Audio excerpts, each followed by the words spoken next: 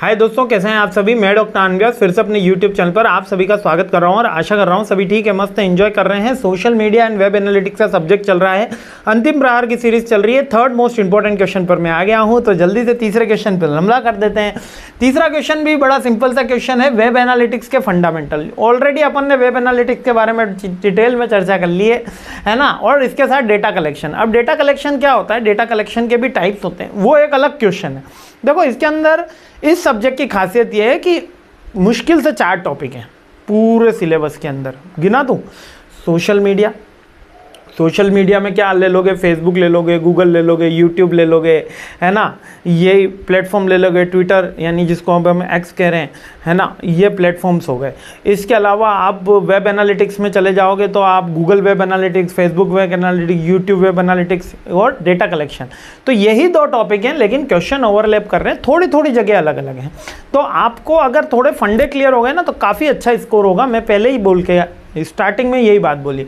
ये क्वेश्चन क्या बोल रहा है, डेटा कलेक्शन का और वेब एनालिटिक्स का रोल बताइए। तो बेसिकली डेटा कलेक्शन आप इजीली जानते हैं, जो भी हमारा डेटा होता है उसको कलेक्ट करना। अब इसके डिफरेंट टूल्स यूज़ करे जाते हैं। वेब एनालिटिक्स के टूल्स होते हैं कौन से, कुकीज़ के थ्रू डेटा कलेक्ट हो जाता है, सर्वर लॉग्स के थ्रू डेटा कलेक्ट हो जाता है, यूज़र रिकॉर्डिंग के थ्रू डेटा कलेक्ट हो जाता है, फॉर्म हम सबमिशन में लगाते हैं। जैसे हमने वेबसाइट में एक फॉर्म लगा रखा है, सब्सक्राइब का ऑप्शन लगा रखा है, और एक छोटा सा नाम वगैरह कमेंट करने के लिए वहाँ पे एक फॉर्म लगा रखा है, वहाँ से एक डेटा कलेक्ट हो जाता है।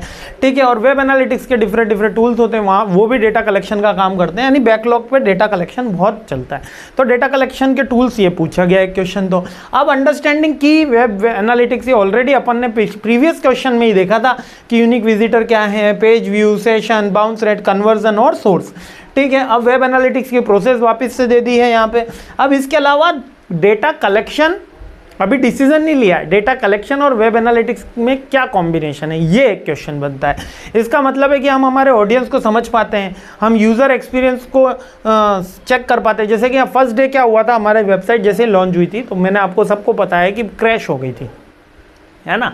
मतलब ये नोट्स वाली जो वेबसाइट हमारी notes.dranvas.com, ये क्रैश हो गई थी। क्यों क्रैश हो गई थी, एक साथ उस पर 5000 बच्चों ने खट 5000 तक था, 5000 प्लस बच्चों ने उस पर कट करा, वो क्रैश हो गई।